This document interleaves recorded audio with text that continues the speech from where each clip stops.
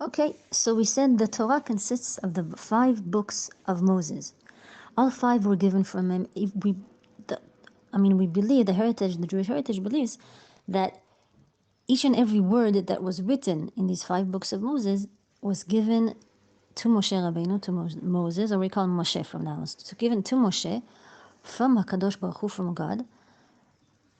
Each and every word. That means he was, I guess, in some kind of a spiritual mood, some kind of ecstase, and he just got in, like prophecy. He just got these words somehow flew, or there was a flow of these words, of these ideas, and these words, even each and every letter, the way it has to be written, from God directly through Moshe Rabbeinu, who wrote it down and gave it to the people of Israel.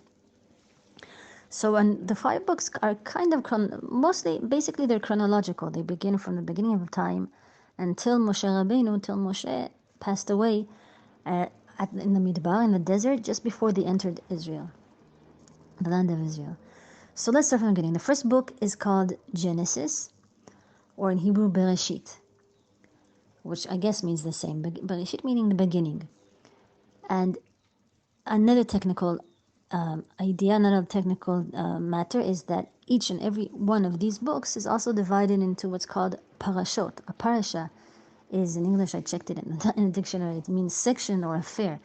So that we won't have one long book, even though it's divided into 5, but each of these books is also divided into other divisions, into affairs, into sections that are called Parashot. And every parasha, every affair that begins, has a name.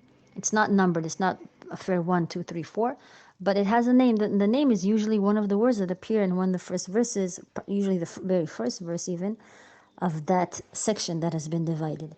So if we're starting with the book of Bilishit, the book of Genesis, that means also the first parasha, the first section is called Bilishit Genesis, and the very first word that opens these 5 books of Moses, that opens the first book, the first parasha, is Bereshit, which means, again, in English or in Latin, Genesis.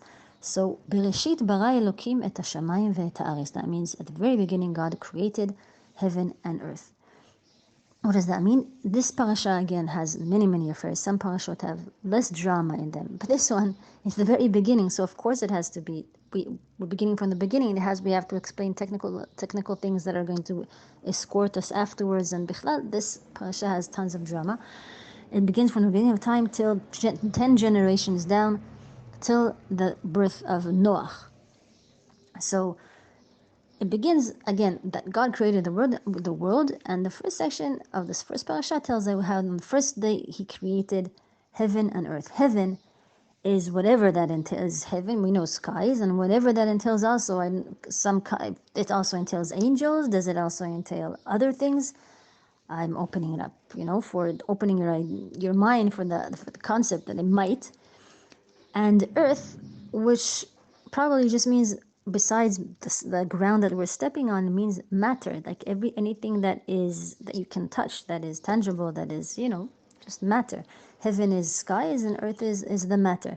And another thing that He created that first day, it says that God said, "Let there be light." Now in Hebrew, this is why it's important, I think, that we do from the Hebrew angle, because it says that God said, "Let there be or."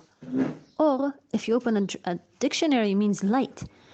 But I think you miss out something, because sometimes if you think about it, God said, "Let there be light," or "Let there be or," and there was or. What does that mean? How could He have said? Does He have a mouth? He has voice that came out of Him, and who even? So this whole thing, we're starting from the very, very beginning, and everything you have to open your mind to see everything from the very, how did it even come into the air? If there is nothing, created from absolutely nothing, zilch, and there appeared matter, and there appeared heaven, and there appeared or. Or, I think the closest in English would not be light, would be aura, or aura. And that is probably what we would understand to be closest to what we call energy. Some kind of aura that brings together matter and makes that matter move, some kind of spirit into the matter.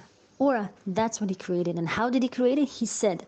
Again, how could He have said? He doesn't have a mouth, but we can't. We'll go crazy. We'll be It's like being too philosophical to say, well, if he doesn't have a mouth, how can he say? The Torah was given again, and as we said, was given to Moshe Rabbeinu, to the people of Israel, meaning it was written in a way for them to understand, for people to understand. And the way to understand the most is if we say that he said, and there was. God said, and there was, because we can't understand much more than that, and we have to start with something. So this gives you also the idea, also the notion and the appreciation of what Hebrew is.